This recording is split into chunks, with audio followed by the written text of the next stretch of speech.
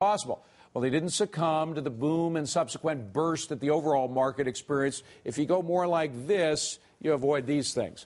Here with a power ranking of America's strongest housing markets is real estate analyst Dani Babb, who I've got to say up front has the end of a cold in her throat, so we don't expect you to shout it out. Like a man. So do it easy. But let's start with El Paso, Texas. Okay, El Paso, and this list is from Forbes. They looked at employment data, where people are moving to, demographics, etc. El Paso has about 800,000 people living there. It looks like the projected estimated end of the housing crunch there will be in the end of 2010, or around mid to end of 2010, with a 1% drop. El Paso has ridden out this market consistently. Good for them. And number 4, right in the snow belt, is from one extreme to the other, from sunny El Paso to cold Buffalo, New York. Yeah, about 1.1 million people living here, same end date, about mid-2010, about expected 1% drop. And interestingly enough, this city is actually named out of from Sicily in Italy. So interesting factoid, yeah. All right, number 3. Pittsburgh, Pennsylvania. That's turning around. It is turning around. This is getting a boom with high-tech companies, actually, and that's Pittsburgh where a lot of the jobs today, by the way, as you look at these videos, it's not the old steel mill, smoky town where the river used to catch on fire. That Pittsburgh is gone, folks. The new Pittsburgh is a really exciting town. Yeah, if it was, they'd be in trouble because manufacturing and the auto industry was really big there, but a lot of Silicon Valley companies have moved here, and that's a good thing. We're looking at maybe not even a 1% drop, with the bottom happening at the end of 2009, and strong population growth. Incredible. So go for it. All right, back to New York, Syracuse, New York, home of one of the best universities in the world, Syracuse University. Yeah, salt settlers actually came here and started this city, and population right now is about 647,000, give or take a few, and it's expected that the bottom is already here. Already a great time to go. The bottom is, so you actually are seeing prices come up a little. Start to stabilize and climb just a tad. Just a tad. All right, and finally back down to Texas. Seems like we've been doing New York and Texas. McAllen, Texas. Yeah, Texas has rocked throughout this entire cycle. And population here about. Is that because of oil, or are there other reasons? There are other reasons. We had tons of jobs move there. Dell moved there. We had some auto manufacturing move there. We had lots of companies go. In 1909, land here actually sold for $3.50 an acre. So it's a little more expensive than the early 1900s, but great time to get in. And again, you're beginning to see a rise in prices a little bit in McAllen. It's interesting. Both McAllen and El Paso are border towns. Maybe there's something about NAFTA going on there too. Stay with us, because we may want your commentary on our next guest. My next guest sees plenty of opportunity in today's housing market.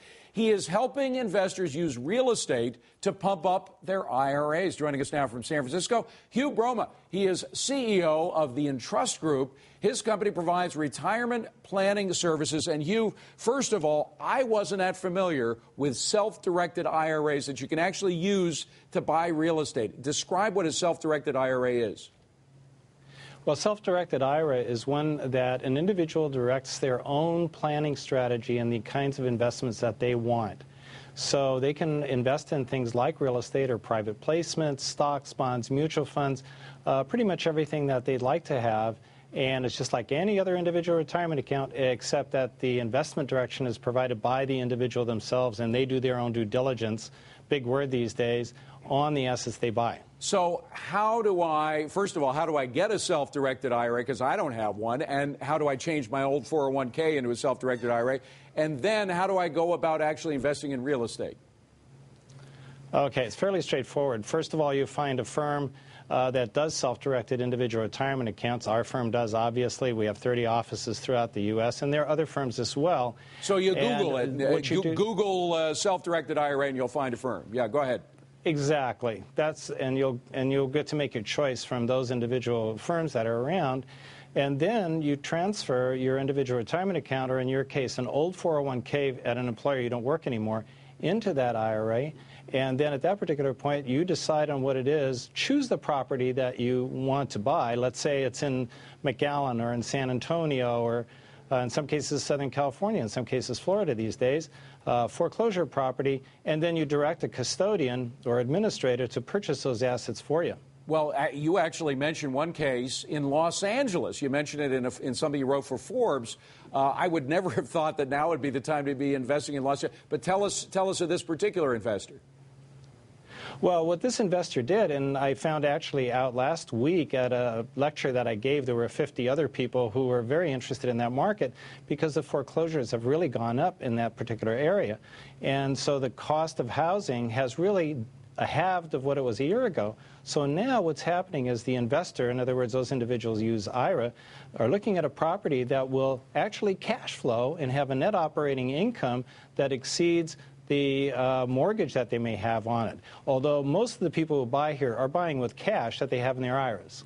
Dani Babb, what I love about what you was describing is, again, the whole theme tonight has been how the market is solving these problems without the dumb TARP money, all these hundreds of billions of dollars that politicians say we can't live without. Here's another example how we can live without. Yeah, this is awesome because we saw in the last 6 months or so is a lot of people taking money out of their 401ks, taking the hits. I've actually done it myself to buy up properties that are super cheap, and as you mentioned, it's cash flow, which is fantastic. If you can get into a property like that and use a plan like this where you're not taking the tax hit, I say go for it. It's great. So what happens, just to warn people that there can be a tax hit, who is hit with taxes and how?